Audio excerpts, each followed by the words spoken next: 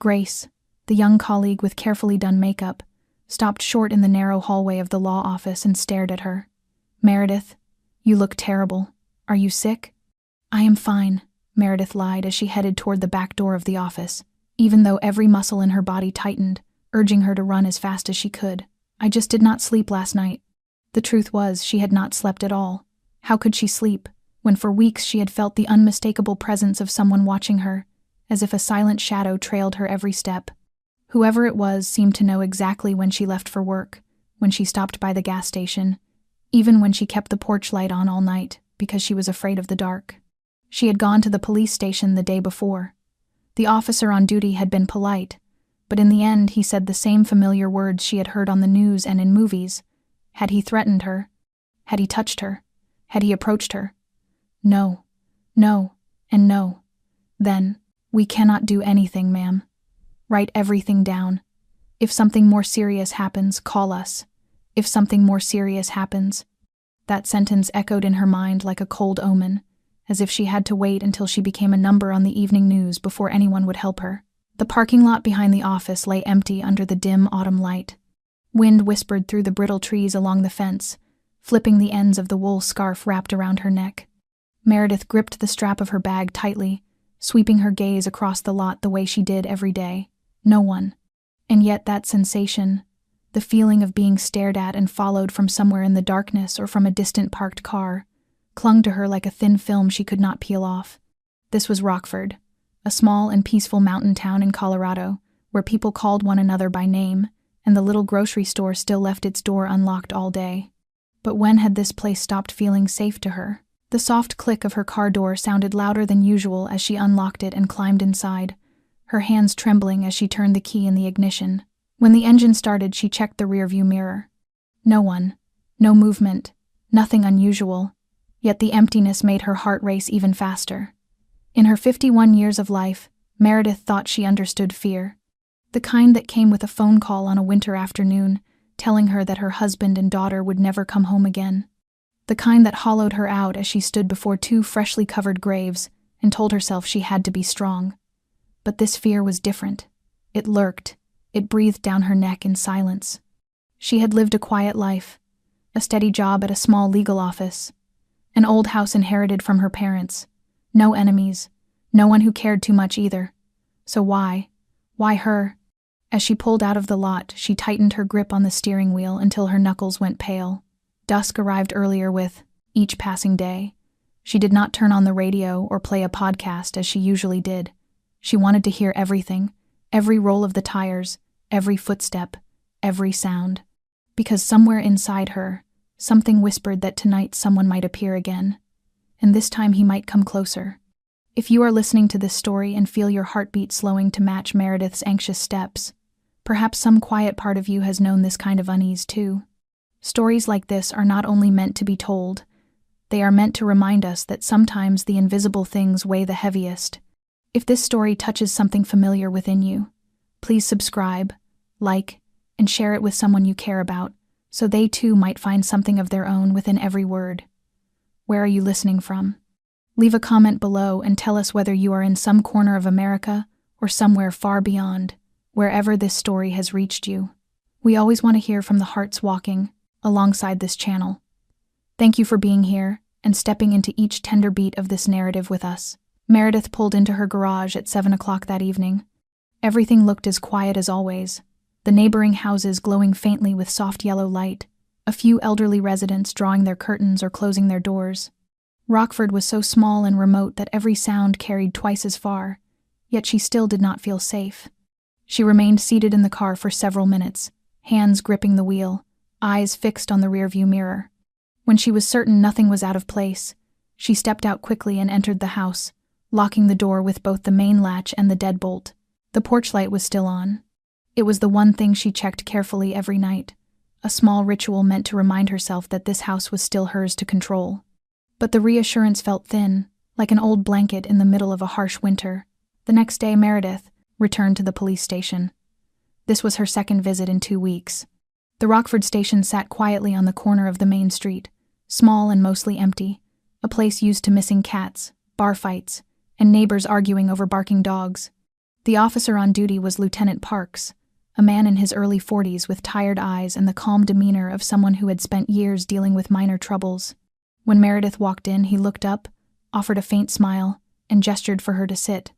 She recounted everything: the signs of being watched, the sense of eyes on her, the odd car parked at the end of her street each late night, that moment when she thought she heard someone behind her but turned to find only an empty road beneath a street lamp. She tried to keep her voice steady, though her hands clutched her purse tightly. Parks listened carefully and nodded from time to time. When she finished, he wrote a few notes in the small pad before him. "Mrs. Evans," he said calmly yet distantly, "I understand your worry, but as I told you last time, unless this individual makes a concrete move to threaten you, enter your home, or approach you directly, legally we cannot intervene."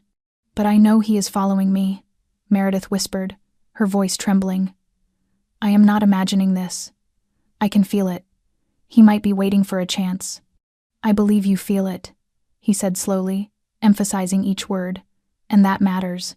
But the law needs evidence. Images, audio, a witness.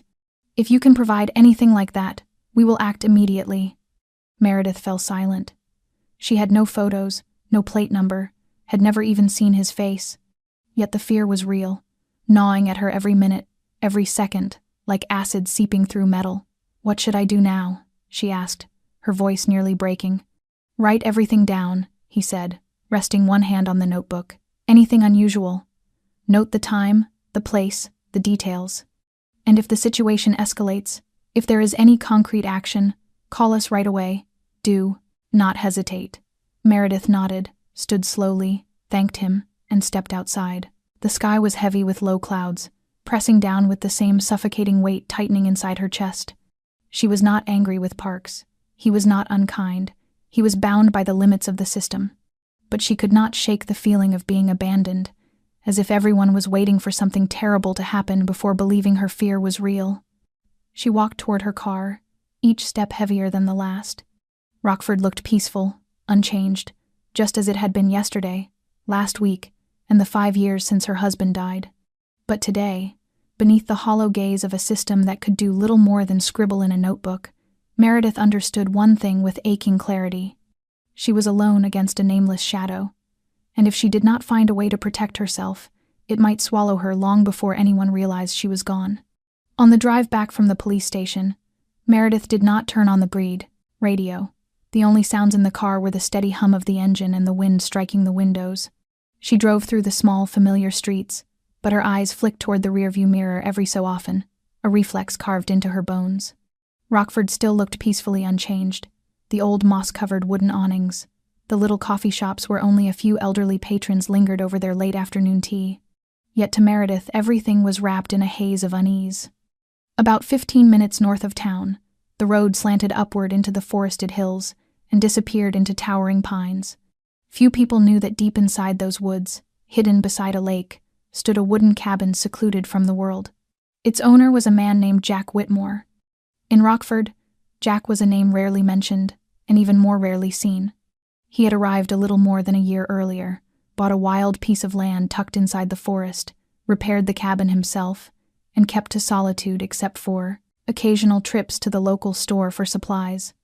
Rumor had it that Jack had once been a federal agent involved in a major case back east, before retiring abruptly.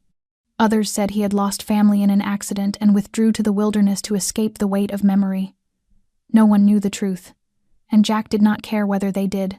He was tall and solidly built despite being past 58, his short salt and pepper hair framing a face marked by grayish-blue eyes cold as a winter lake. He was not one for small talk and rarely smiled. His gaze was sharp as a blade, and his voice carried the low steadiness of someone more accustomed to giving orders than conversations. His cabin sat on high ground overlooking a clear blue lake, surrounded by dense forest and wind that whispered through the trees day and night. No phone signal, no neighbors, no passing cars, only nature and absolute silence. To Jack, that was not loneliness. It was a choice. A lifetime in security work had taught him that silence was never harmless. It hid things noise could not, and anyone who chose silence had once lived through enough screaming to understand its value. One early morning, while drinking coffee on his porch, Jack heard a truck climbing the slope. That was unusual. He set the cup down, stood, and watched the winding dirt road leading to his property. A dusty old green pickup appeared, and he recognized the license plate immediately. Henry's truck, the owner of the hardware store in town. Henry only made deliveries when asked, and he never drove into the woods without good reason. When the truck stopped, Henry stepped out and waved. "Something has happened, Jack," he said, squinting at him. "What is it?" "I think you should know. The police have been interviewing folks in town. Someone is being followed. A woman. Her name is Meredith Evans, works at the law office. They say she has no proof, but she talked about feeling watched, about someone lurking around her house."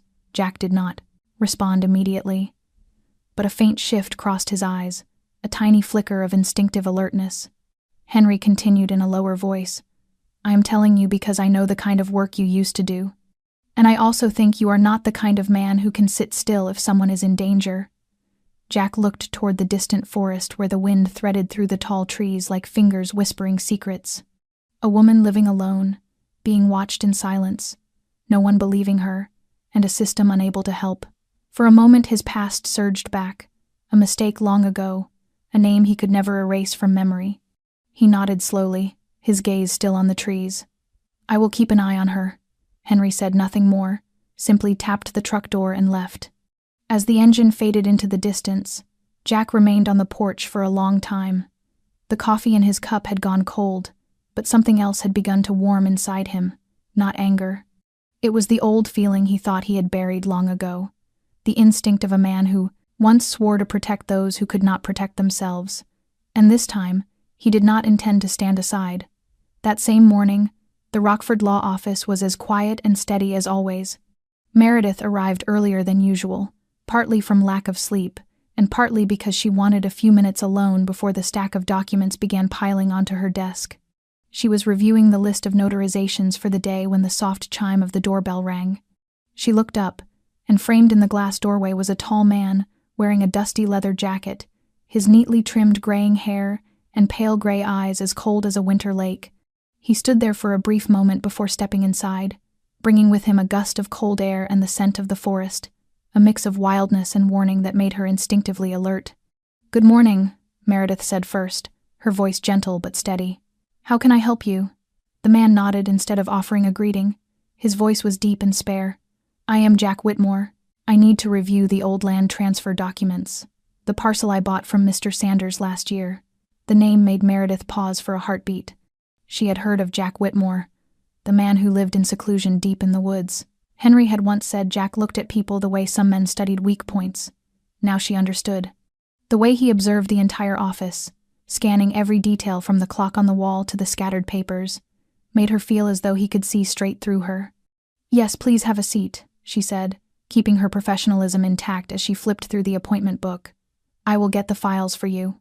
As she walked toward the storage room, a faint sensation crawled along the back of her neck, like a thin current of electricity. Not fear, but something unmistakably out of the ordinary. The man carried an air that was difficult to define, as if every gesture had been weighed and every word chosen with precision. Returning with a thick folder, Meredith sat across from him. "These are all the documents related to Mr. Sanders's land," she said, handing him the stack. Jack accepted it but did not open it. Instead, he looked at her, his gaze resting on her face longer than necessary. "I heard," he began, the words slow and deliberate, "that you have been dealing with some unpleasant things recently."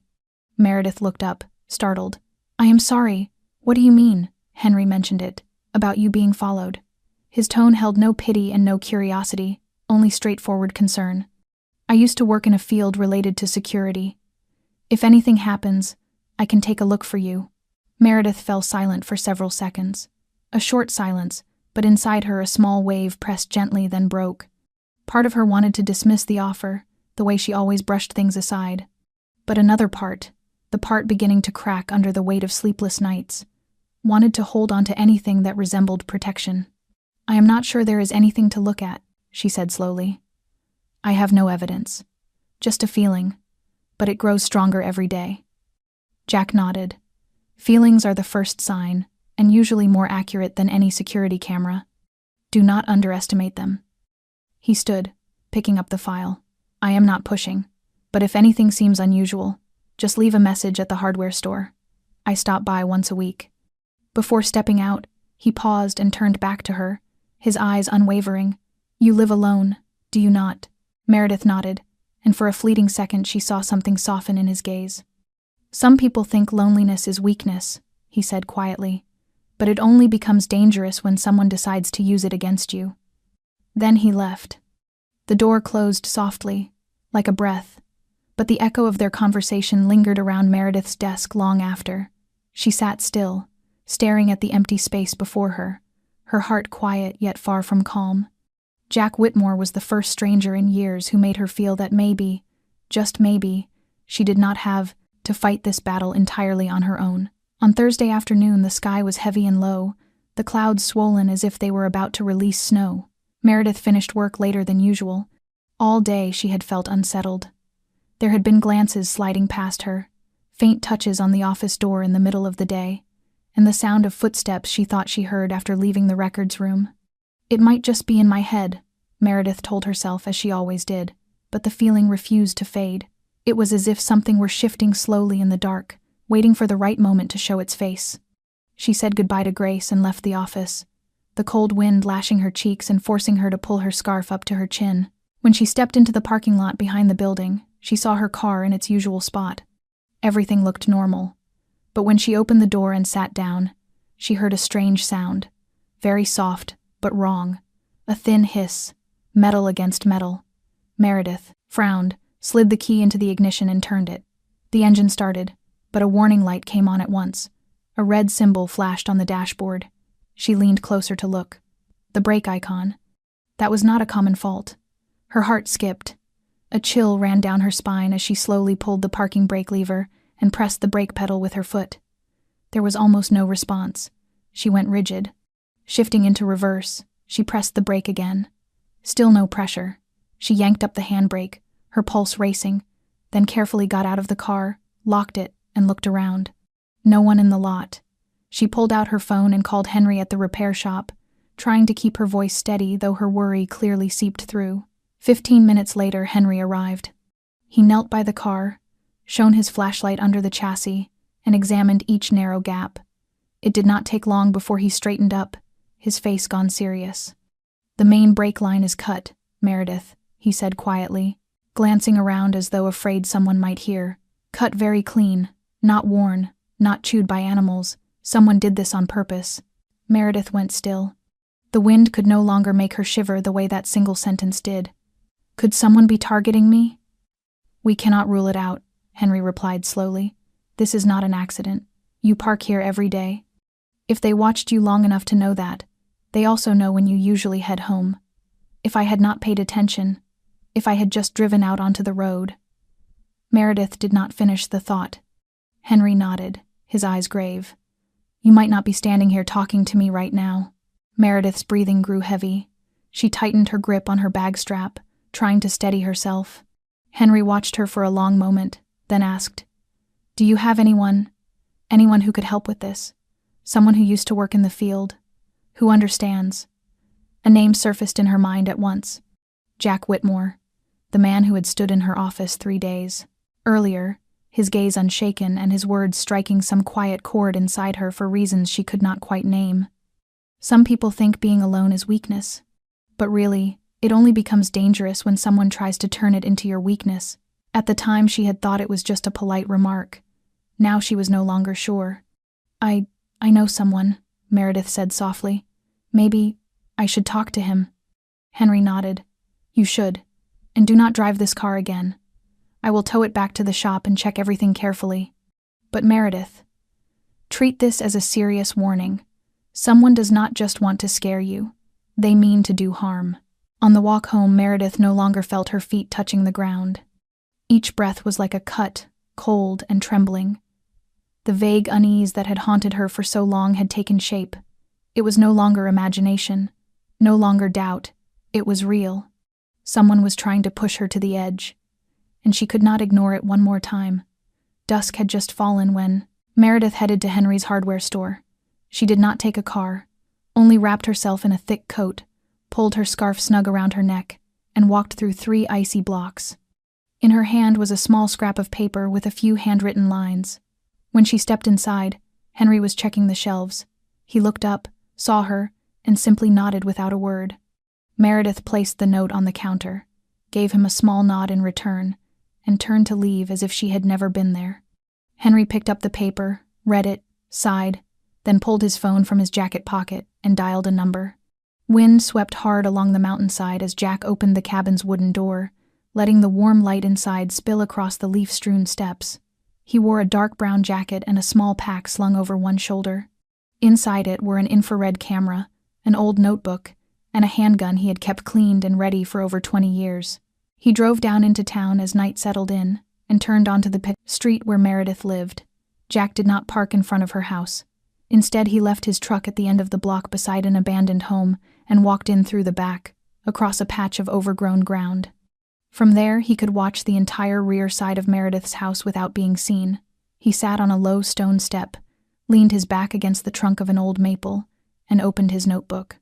His first entry noted the date, time, weather, and position. Then he wrote a neat line, tracking the trail, initial observation. Jack watched the house for nearly 3 hours. The living room light came on, then the kitchen. Around 8:30, Meredith appeared at the back window, making tea, standing motionless by the sink. He recognized her by her posture, the slight curve of her shoulders, like someone carrying an invisible burden no one else could see. Twice, she startled and turned to look out the window behind her. It could have been the wind, or it could have been the intuition of someone under threat. Nothing else moved around the house that night, but Jack still did not leave. Only at midnight, when the lights went out, did he quietly circle to the front, walking close along the wall to check each blind spot under the eaves and bushes. He bent down and swept a small beam from his flashlight across the steps. That was when he saw it.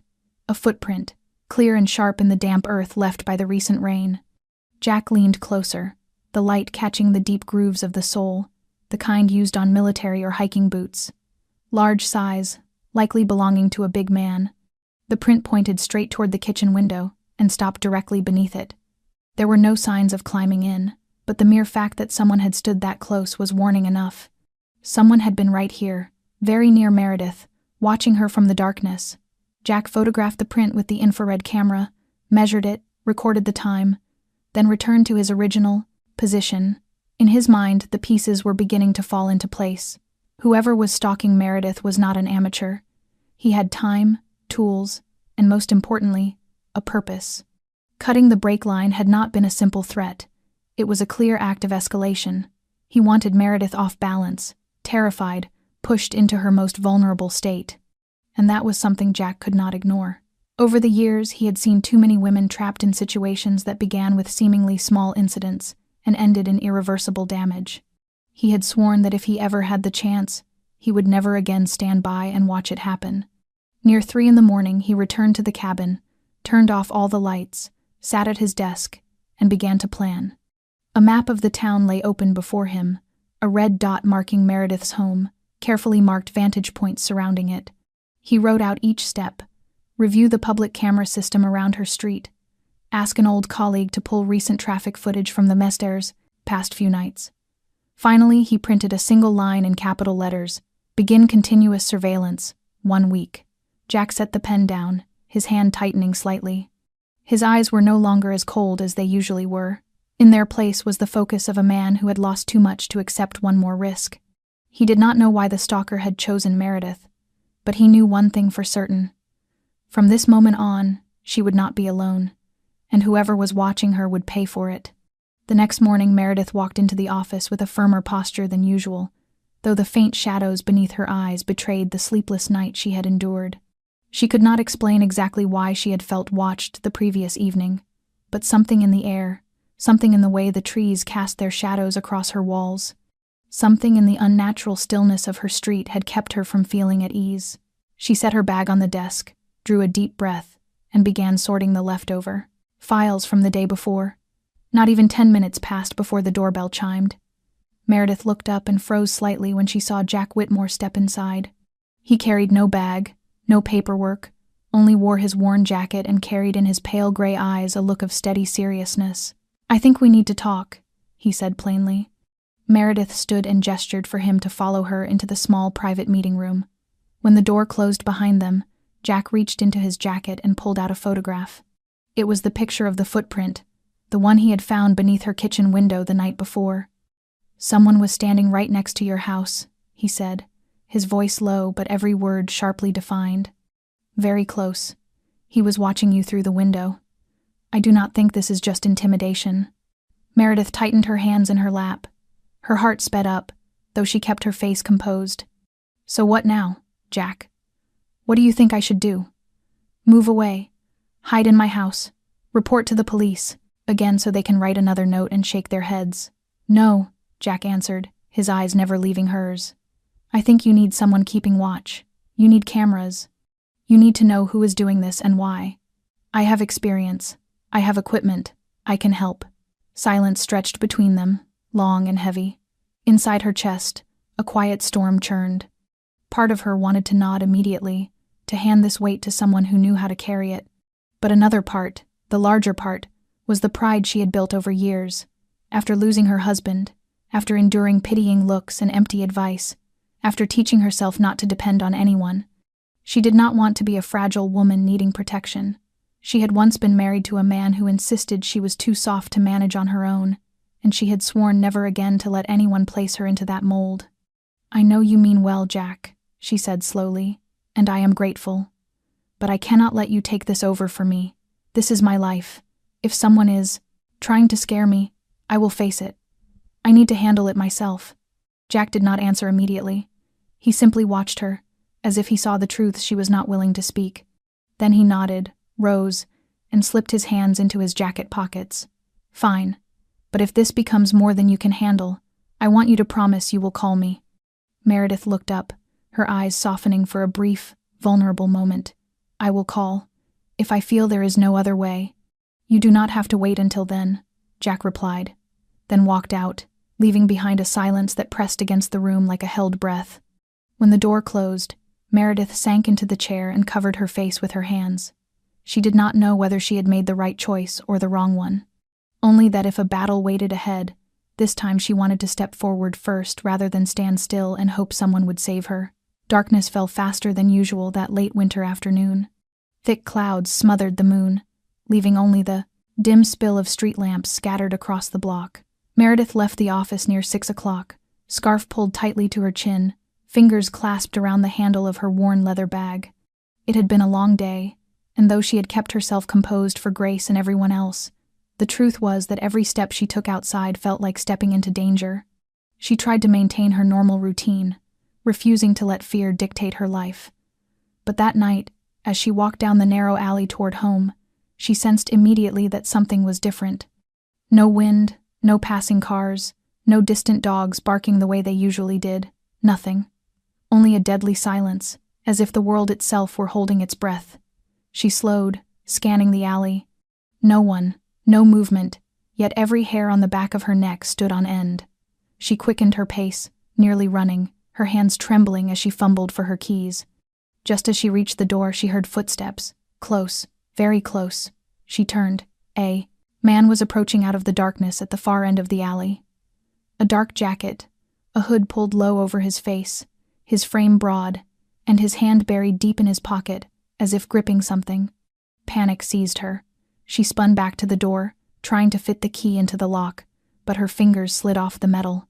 The footsteps drew nearer. In that instant, Meredith knew he was not merely passing by. He was coming for her. She opened her mouth to scream, but the rhythm of the approaching steps suddenly shifted, turning into the pounding sprint of someone running. Then a harsh impact split the silence.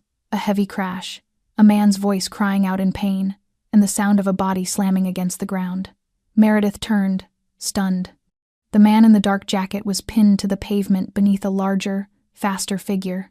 Jack. He had his knee against the man's spine, one hand wrenching both of the intruder's wrists behind his back, the other drawing a handgun from his waistband. Jack's face was cold as forged steel, empty of hesitation. "Do not move," he ordered, his voice deep and rough, carved with authority. "I already called the police. You try anything, and I will not be gentle." Meredith stood frozen, her heart battering her ribs. Jack looked up and saw her, his voice softening only slightly, though its sharp edge remained. Go inside. Lock the door. Do not open it until I tell you. She nodded, stumbled back to the door, and tried the key again. This time the lock turned instantly. She stepped inside, slammed the door shut, bolted it, and stood there trembling from head to toe, part fear, part shock. She had come terrifyingly close to the line between safety and danger. Too close. Outside, Jack held the man down until the arrival of 2 police cars. Blue and red lights spun across the narrow street, washing the brick walls in flickering color. Officers cuffed the intruder, read his rights, and found a folding knife tucked in his coat pocket. Jack spoke briefly with the lead officer, pointing out the direction the man had come from, the footprint, and the exact spot he had been hiding. When everything was done, Jack brushed the dirt from his pants and walked up the steps to Meredith's door. He did not knock. He simply spoke through the wood. "It is me, Jack." Inside, Meredith released the lock. When the door opened, she stared at him for a long moment, unable to speak.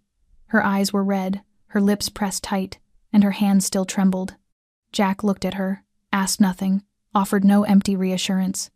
Instead, he spoke quietly, his voice low and warmer than before, as though after everything that had just happened, only one truth remained.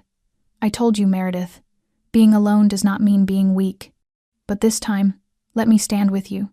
She nodded, and for the first time, she did not refuse. The next morning, Meredith woke to the pale winter sunlight filtering through the curtains, soft but cold. She had barely slept, her mind still spinning, from everything that had happened. The memory of Jack emerging from the darkness, taking down her attacker in seconds, the look he had given her from the steps, and the sound of his voice layering over the frozen parts of her like a warm blanket, lingered with her even now. But beneath that warmth remained a fear not yet dissolved, because that man was only one link in a chain of threats whose origin she still did not understand. And if this was not over, she could not imagine what waited for her next. Around 8 o'clock, a gentle knock sounded at the door. Not urgent, not forceful, just enough to signal a presence she had begun to recognize.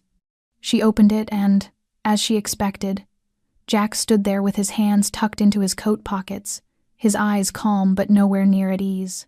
"I am sorry for coming early," he said, "but I think we need to talk." Meredith stepped back to let him in. The small house was so quiet that the ticking wall clock seemed like a drumbeat. Jack sat in a wooden chair at the dining table where Meredith had already prepared 2 cups of hot tea earlier that morning, mostly to keep her hands from trembling. He spoke first. "He did not say anything," Jack began, looking directly at her. "He had only one thing in his pocket, the folding knife. No identification. The police are running fingerprints, but there is no result yet. He is being held for further questioning." Meredith did not answer. She only nodded and wrapped her hands tighter around the steaming cup. Jack leaned forward slightly, his voice low, patient, but unyielding. "Meredith, I do not think you should stay here right now." She looked up, startled by the bluntness. "I know you do not want to run. I know you have survived a great deal on your own. But this is different. Someone is actively targeting you. This is no longer a feeling or a suspicion. It is real. And he is still out there. Whether it was the man from last night or someone else behind him, I cannot say. But I recognize this pattern. It comes back." "Where do you want me to go?" Meredith asked, her voice hoarse. "I have a cabin," Jack said. "On the hill, about 15 minutes from town. Quiet, isolated. No one will know you are there. I will stay with you, keep things secure, just for a few days, until we understand what is really going on." Meredith fell silent. The thought of leaving her home left her hollow. This was where she had rebuilt her life after losing her husband, where she made her morning tea and read at night, the last fragile shell of normalcy she clung to. But last night had shattered that shell. Nothing could keep the fear out anymore. And now, here was a man willing to stand in front of that fear for her, not to take control, not to replace anything, simply to stand with her. "I do not want to be a burden to you," she whispered. Jack shook his head. "You are not. Meredith, I used to do this job. Protecting people is no longer my duty, but it is still the thing I know how to do best. And this time, I want to do it right." Meredith looked into his eyes and, for the first time in many days, felt no wall rising inside her, only exhaustion and the faintest flicker of peace. She nodded, very softly. But surely. Jack said nothing more. He simply placed a slip of paper on the table, the cabin's address, and a meeting time. I will be waiting out front at 3. Bring what you need. I will handle the rest. When he stood to leave, Meredith walked him to the door. The cold wind swept through the doorway, but this time she did not shiver. Jack turned back and held her gaze for a moment. We will find whoever is behind this, but first, I will keep you safe.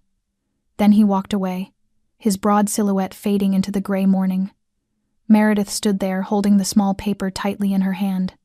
And deep inside, for the first time in a very long while, something unfamiliar stirred. Hope. That afternoon, as Meredith sat in the worn leather chair near the fireplace in Jack's wooden cabin, firelight flickered across her cheeks like the last rays of sunset, while Jack moved quietly in the kitchen, preparing a simple meal of 2 servings of stew and toasted bread. Neither of them had spoken much since arriving, but the silence was not suffocating. It felt like a safe pocket of air that both of them needed after too many days sharpened by fear. Jack's cabin was modest, but everything inside it was orderly, warm, and thoughtfully arranged. The wooden walls were polished, smooth, the faint scent of pine hung in the air. A small shelf beside the fireplace held a handful of novels and survival manuals, and in the far corner rested an old guitar leaning against an armchair, as if someone once played it when the nights grew too still. When dinner was served, they sat across from each other at the small table. Meredith ate slowly, her eyes drifting now and then toward the window where darkness slid between the rows of towering pines. Jack waited until she set her spoon down before he spoke. I served in the military for 11 years, he said, his voice steady, neither proud nor boastful. Special operations, mostly overseas. After a mission in Syria, I came back and filed for retirement. That happened after an operation failed. We lost 3 men, one of them my closest friend. And I came home with a leg that still carries a piece of metal somewhere under the muscle. Meredith looked at him, not out of curiosity, but because she recognized something in the tone of his voice. A kind of wound that could not be named yet still lived in the shadows of every night.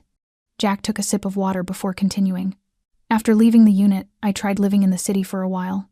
Took a job as a private security guard, tried to live a normal life. But normal was something I no longer understood.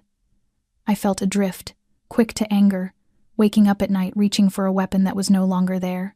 One day, I drove out of the city and did not stop until I found this place. I bought the cabin with nearly all my savings. No one around, no noise, just the woods and the wind. And I thought, maybe this is where I will grow old, alone. It stayed that way until I met you. Meredith said nothing for a long moment. She stared at her cup of tea, her hands cupped around it to warm her cold palms. Then she spoke, softly.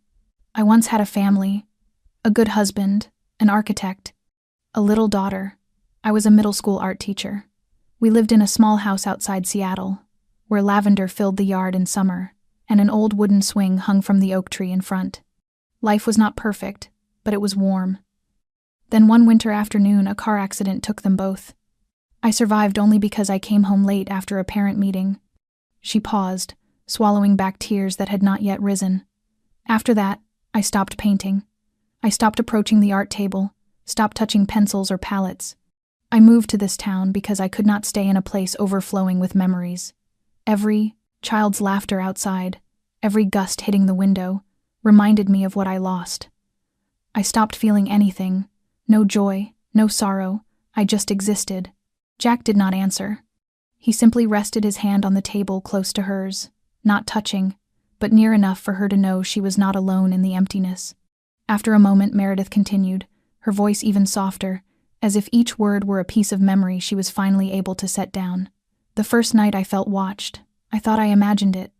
But then it happened again. Once, then many times. I did not dare tell anyone.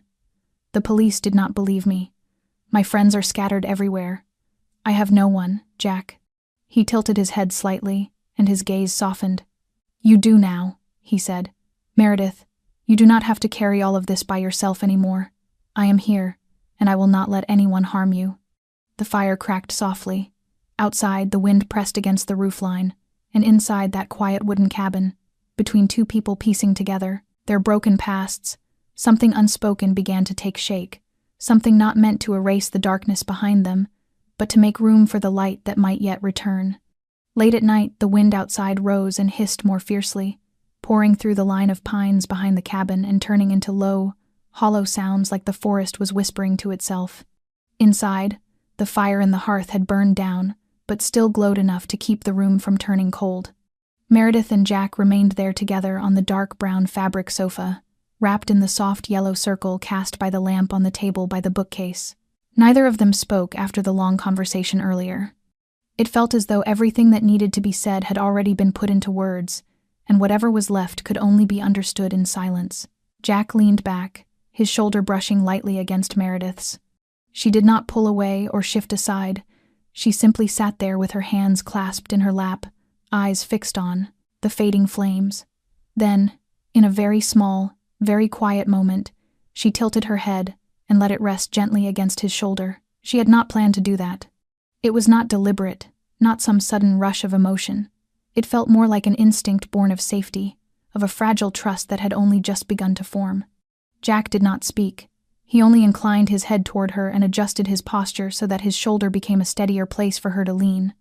The faint scent of pine and herbal tea still clung to her hair, while his breathing was slow and even, blending with the rhythm of the embers in the hearth. Meredith felt her heart slow, no longer hammering in the frantic way it had in the days before. She had never imagined she would allow herself to feel this again, this simple nearness. Not the kind that demands or expects anything in return, but the kind that simply exists, a warm presence, patient and quiet enough to listen. She turned her face slightly toward him and her eyes met Jack's. There was no interrogation there, no pressure, only waiting. Then, very slowly, as if time itself had paused, he leaned in.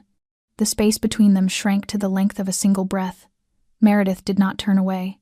In that instant, all the walls she had built over the years seemed to soften and crack, and some long-buried part of her, the part that once believed in tenderness, rose to the surface again. Their lips met, light as a whisper. It was not urgent or fierce, but it carried the depth of two fractured souls groping their way back toward one another. The kiss did not last long, yet when they parted, something in the cabin felt changed. The room itself seemed different, as though everything had shifted into its rightful place. Jack did not say a word. Meredith did not either, but the way she settled her head back onto his shoulder afterward, softer now, closer, was an answer all its own. They stayed like that for a long time, letting the hours pass without feeling the need to chase them. Outside, the wind kept blowing and the forest continued its secret murmurs. Inside the small mountain cabin, two people who had spent years alone and tightly guarded had finally reached for each other, not with declarations, but with the quiet understanding of hearts that had known pain and still found the courage to love again. The next morning, a thin light filtered through the glass, filling the cabin with the gentle brightness of a new mountain day. Meredith woke later than usual, the blanket pulled across her chest, and next to her was the empty space where Jack had risen earlier. On the small bedside table lay a note in his firm, neat handwriting. I went to install cameras around your house. Rest. Call me if anything happens.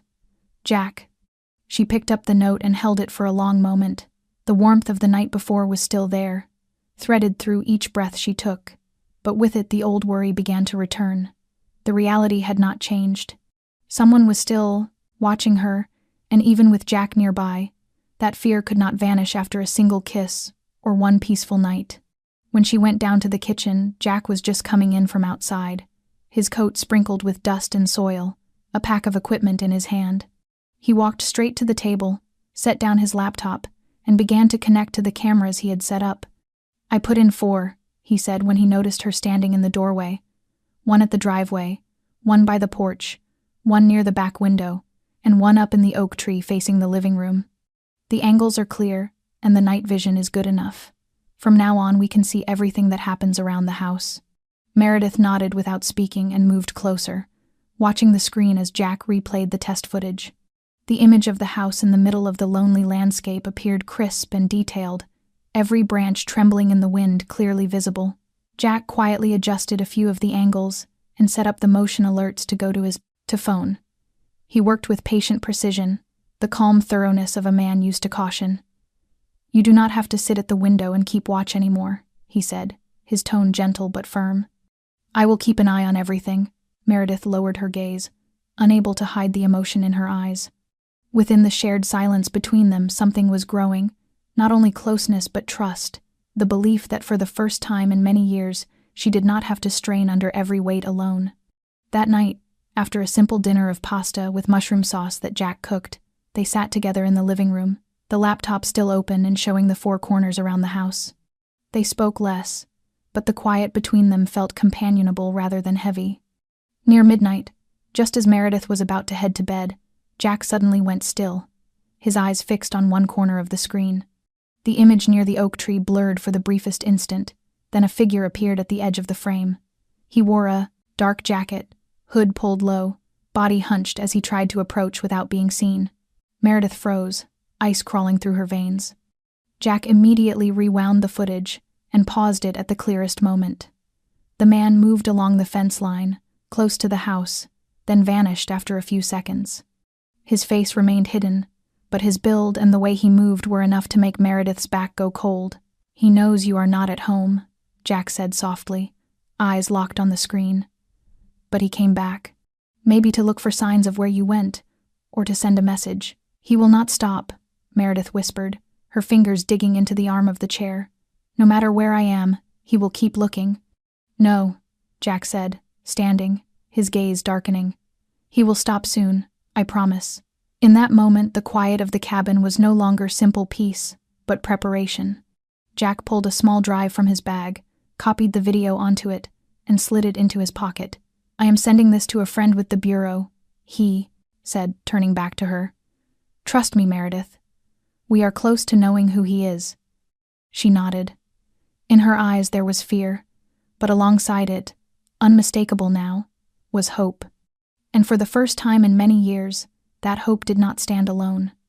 2 days after Jack sent the video to his old friend who had once worked with the bureau, the answer returned faster than he expected. That morning, his phone rang while he was making coffee in the cabin's kitchen, and Meredith was watering the small pots of plants she had brought from home. The voice on the line was Tom, a former teammate from a special operations unit before both men left the field. Tom's voice was low and careful, carrying a tension that made Jack step outside and close the cabin door behind him so Meredith would not hear. "I analyzed the footage," Tom said without preamble. "We ran motion recognition and frame-based body matching. The probability is extremely high, 92%. The man in the video is Clayton Reese."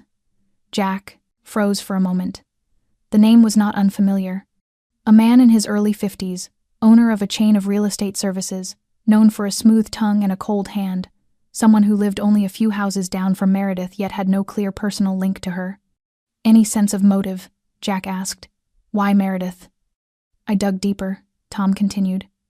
"It turns out Clayton had been eyeing a parcel of land directly behind the neighborhood where Meredith lives. That parcel belonged to a distant relative of her late husband, and because of some old inheritance laws it had never been formally transferred. Meredith is the only living person listed as a potential heir. A few months ago, Clayton tried to buy the land through a shell company, but when the paperwork reached the city council, Meredith objected because the land sits near an old memorial she believed should not be disturbed for construction." Jack began to understand.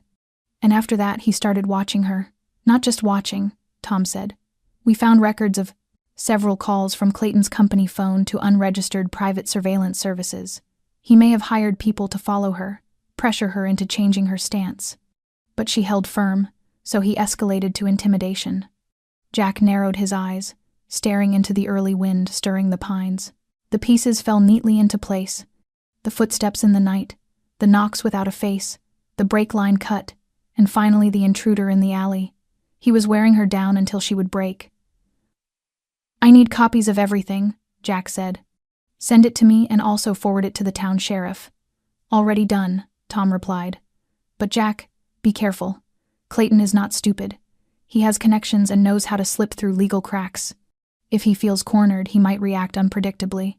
Jack ended the call, gripping the phone tightly before stepping back inside. Meredith was drying dishes, her face more peaceful than it had been but still carrying a faint shadow. When Jack told her the identity confirmed in the footage, she did not react with as much surprise as he expected. She sat down, fingers interlaced, eyes drifting toward the window. "I have seen him look at me before," she whispered. "Not the way people usually look, but like measuring something. as if I were an obstacle he needed to remove. But I never thought he would go this far.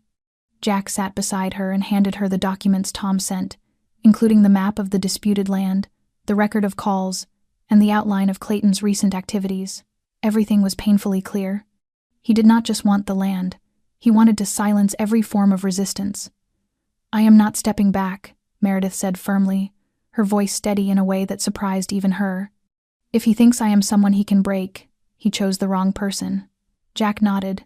He knew that even though Meredith had been shattered once, she was not someone who collapsed easily. And this time she was not fighting alone.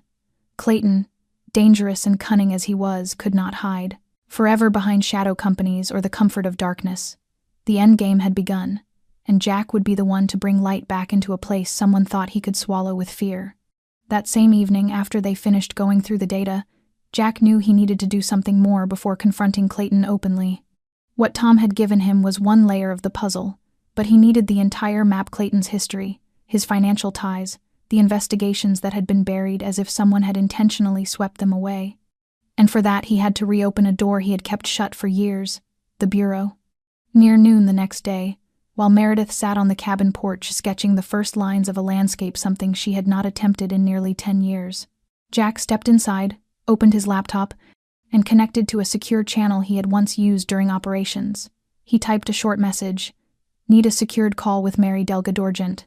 Within 2 minutes the screen lit up with the image of Hay, a woman in her early 40s, short black hair, sharp features, eyes that seemed to see through everything. Mary had once been a senior profile analyst, and Jack had trusted her with his life during domestic counter-terror work. She asked no unnecessary questions. She only met his eyes and nodded. "What do you need?" Jack sent the entire preliminary file on Clayton Reese, including the surveillance clip, the land dispute, and the shell companies. Mary read fast, her fingers dragging across the screen as though sorting everything into vertical and horizontal layers of logic. Clayton Reese was a peripheral figure in a 2010 investigation, she said after several minutes. It involved a multi-state real estate laundering network. He was never charged, but he was flagged on a monitoring list. Between 2012 and 2016, he disappeared from all major transactions, then suddenly returned as an independent investor in Madison County. Jack leaned closer. Anyone backing him? Very likely. One of his former associates was Lawrence Fincha, former congressman with deep ties to banks that funded campaign operations. Finch was suspected of laundering money too, but the case died after a fire burned through the evidence room. Someone may have cleaned Clayton up and put him back into play with a polished new identity. Jack exhaled slowly, sinking into the chair. Everything was aligning. Clayton was not simply a man trying to seize land. He was the exposed edge of a system that had been functioning for years, protected by money and influence. But he had made a mistake letting Jack and Meredith step into the story, two people who had nothing left to lose and nothing they feared. "Can we reopen the old case?" Jack asked. "Not officially," Mary said. "But if you get new evidence, especially civil threats, stalking, deliberate endangerment, I can compel the Bureau to revisit the file under witness review protocols and asset tracking. But we need more. Images, statements, recent financial links." "I will handle that," Jack said. "Thank you, Mary." Before disconnecting, Mary watched him closely. "Jack, you left the field because you hated watching justice get traded away. But do not let people like him make history repeat itself." "Not this time," Jack replied, and ended the call. He stepped outside to the porch where Meredith was still sketching, her hair catching a soft beam of mountain sunlight like a streak of gold among the trees. He sat down beside her and gently took her hand. "Are you ready for the next chapter?" Meredith looked at him and smiled, a smile no longer weighed down by shadows. "If you are going with me, I am not afraid." And in that quiet moment, Jack understood that they were not only searching for justice for a piece of land, but reclaiming integrity for the lives they had once buried. And this time, the past would not be something either of them had to run from again. That afternoon, as Jack and Meredith left the cabin to return to her house for several inheritance documents related to the land dispute, the sky hung heavy and gray as if warning them of something unsettled waiting ahead. On the drive back, Meredith felt a faint unease moving through her chest, even though she kept reminding herself that everything was under control. They parked in front of the quiet house, its porch lightly dusted after days without anyone inside.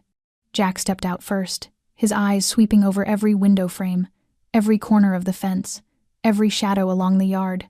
No sign of forced entry, no damaged cameras, yet the stillness wrapped around the house like a taut wire, and he did not loosen his guard.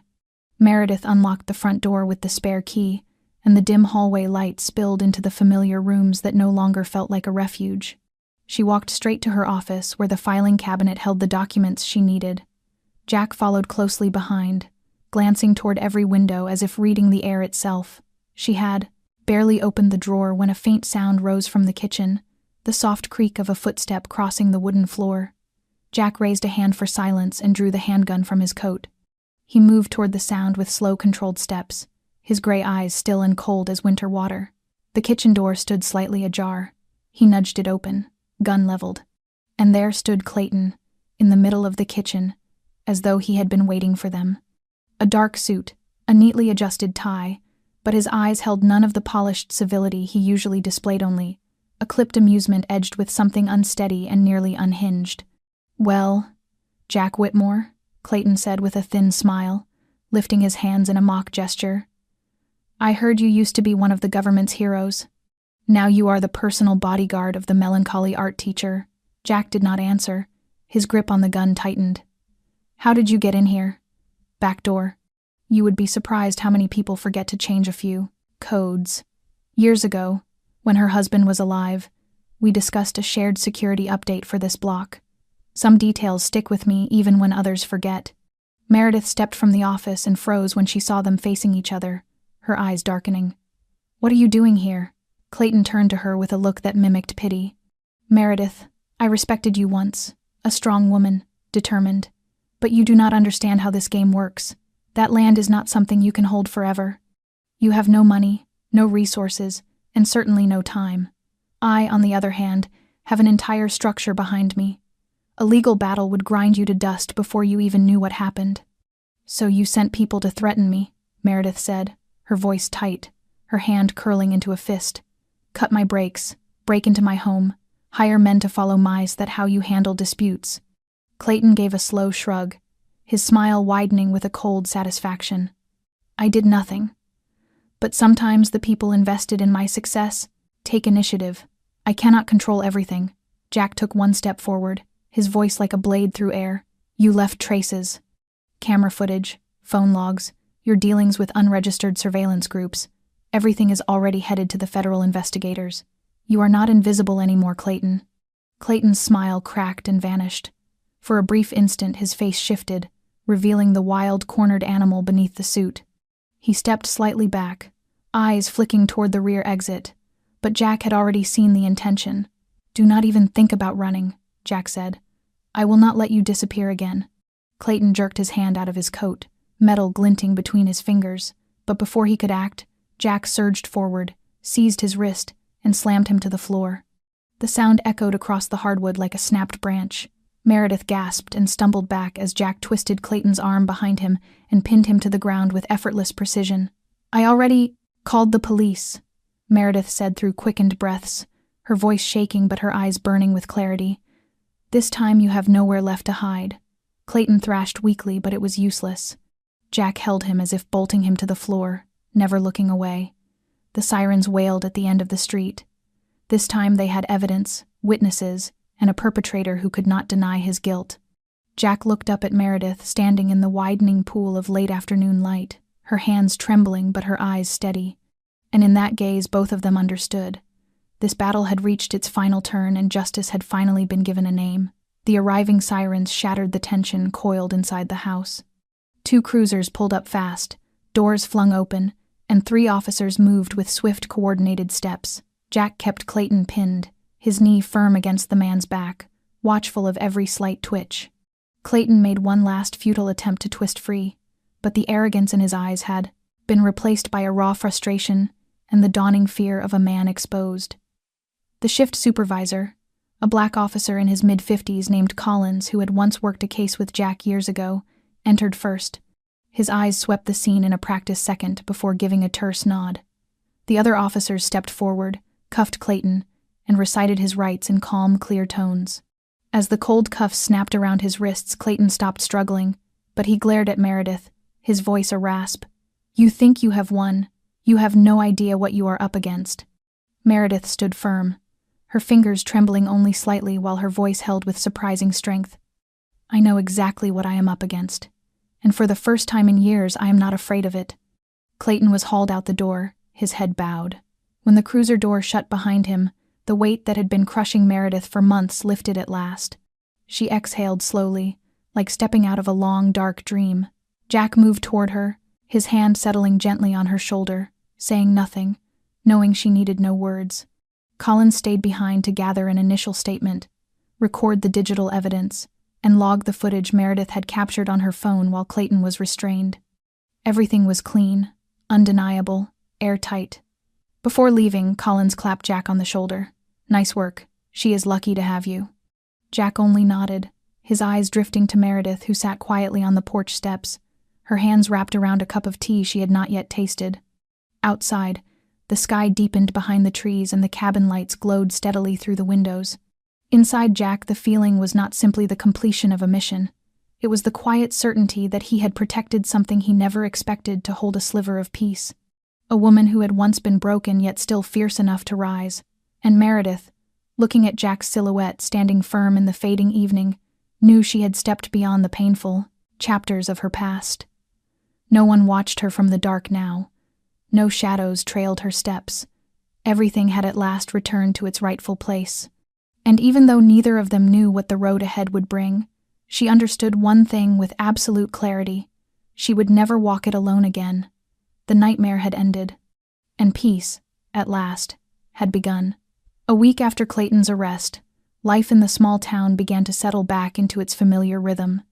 The local newspaper printed a brief report calling it an extended investigation involving acts of intimidation and a property dispute with indications of federal violations. And although the police released few details, people had already begun whispering.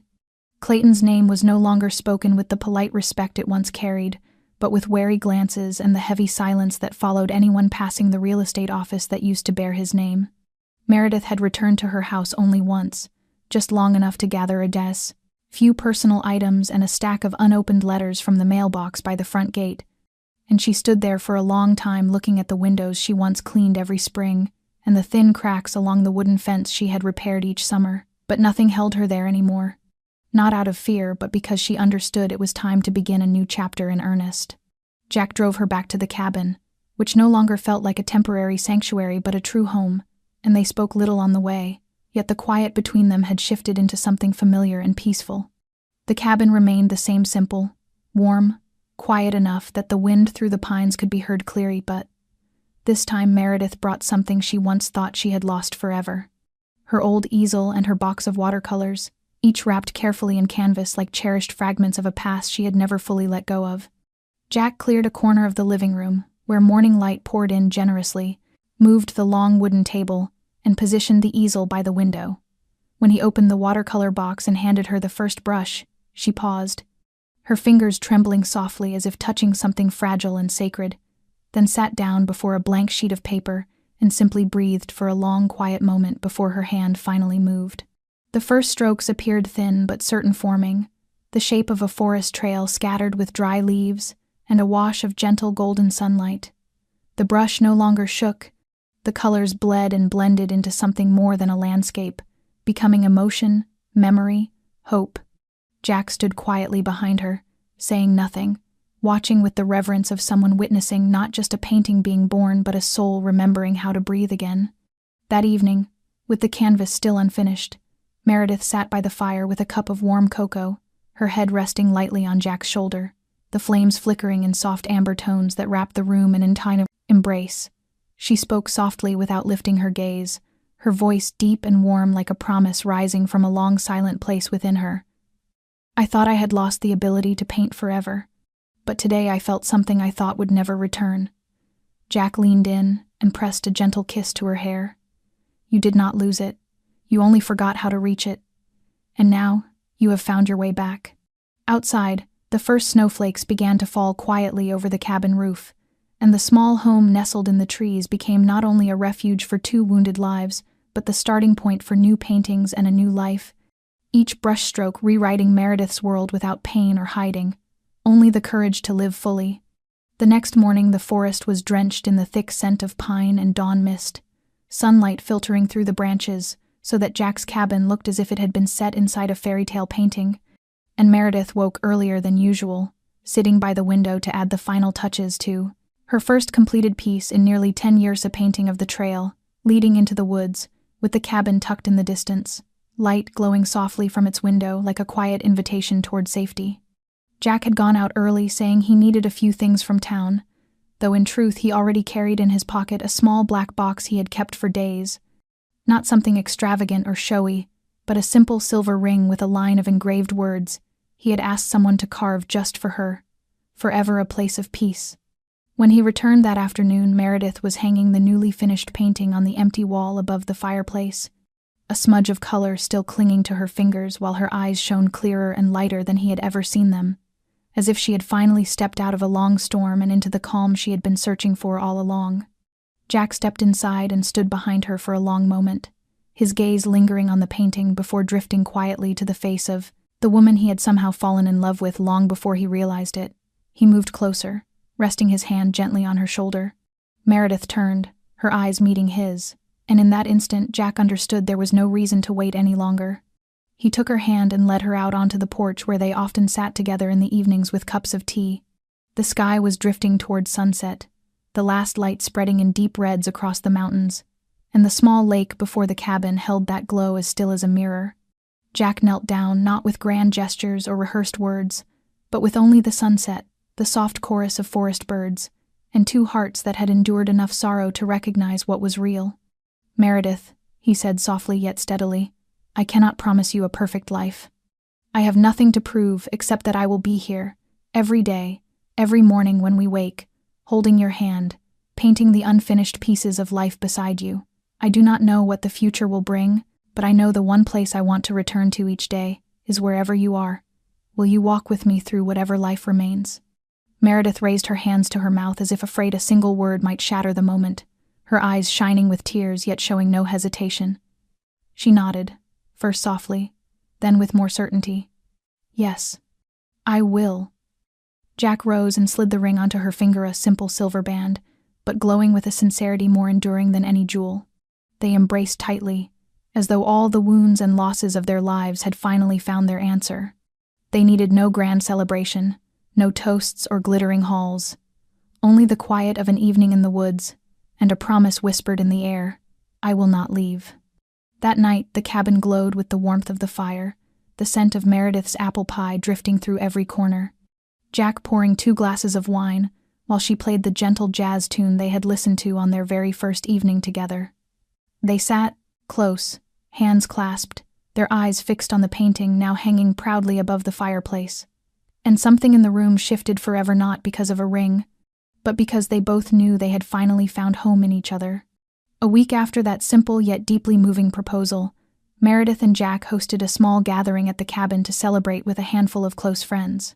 It was not lavish or crowded, just a warm gathering of 10 people, mostly kind neighbors from town, who had witnessed the hardships of the past months. The long table on the porch was draped with white linen, decorated with jars of wildflowers Meredith had gathered along the hillside. They served the dishes they had made themselves: cornbread, pumpkin soup, smoked meat, and Meredith's apple pie, this time with a crisp new crust suggested by Jack. The afternoon in the forest was cool but pleasant, the leaves turning soft shades of gold and amber, drifting slowly to the ground like pieces of a gentle old autumn film.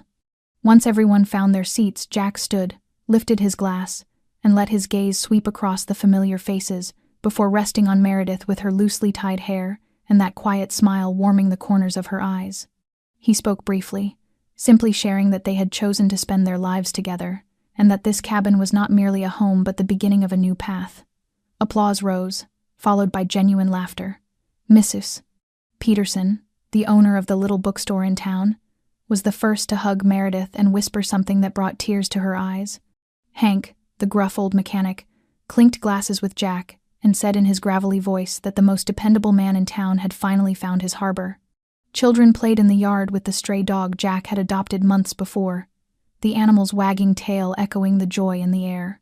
There was no loud music, no long speeches, only the sound of soft conversations, the clinking of glasses, and tender pieces of shared memory. Many guests spoke to Meredith, telling her how much they admired her resilience, how her story had given them strength to rise after their own hardships.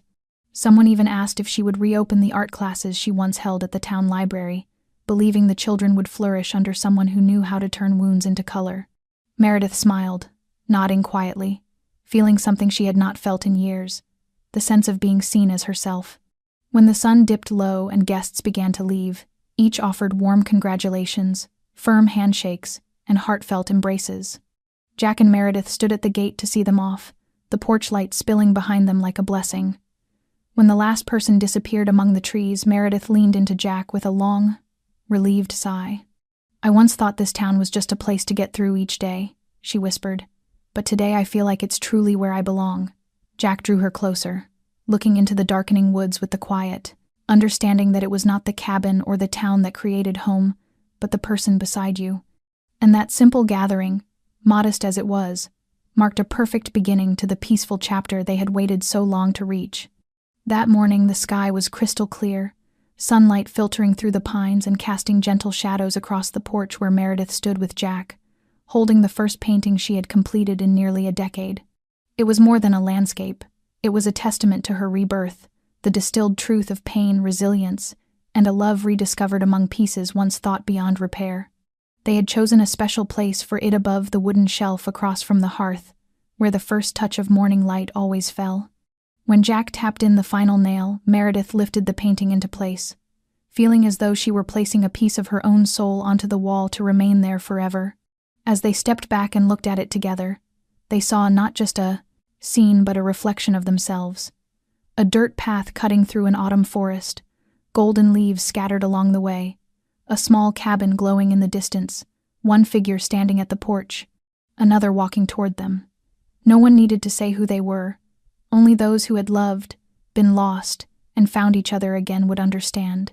Jack wrapped his arms around her from behind and whispered that nothing in his life had made him prouder than standing beside a woman brave enough to fight for her life, for herself, and for love. Meredith nodded, tears falling silent not from sorrow, but from the deep emotion of finally becoming whole again. Their story was no fairy tale. It was a true journey of real people, with real pain and real hope. And the most beautiful part was that from the shadows, something living had grown again, a love strong enough to heal. This story invites us to remember the worth of perseverance, of trust, and, above all, of how one courageous choice to refuse to give up can rewrite a life. If you have listened this far, we hope this story has touched a quiet place in your heart. How do Meredith and Jack's journey make you feel? Have you ever walked a similar path, standing between fear and courage, choosing to keep moving? Share your thoughts in the comments. We truly look forward to hearing each sincere word from our dear listeners. If this story meant something to you, please subscribe, like, and share this video so its warmth and hope can reach others. And do not forget to ring the bell so you will not miss our next story, each one created to remind us that in this noisy world, there is always room for something gentle and true. Thank you for spending your time with us. We wish you good health, joyful days, and the peace your heart deserves wherever you are, whatever your circumstances may be. Until our next video, goodbye, and may your day be filled with light and love.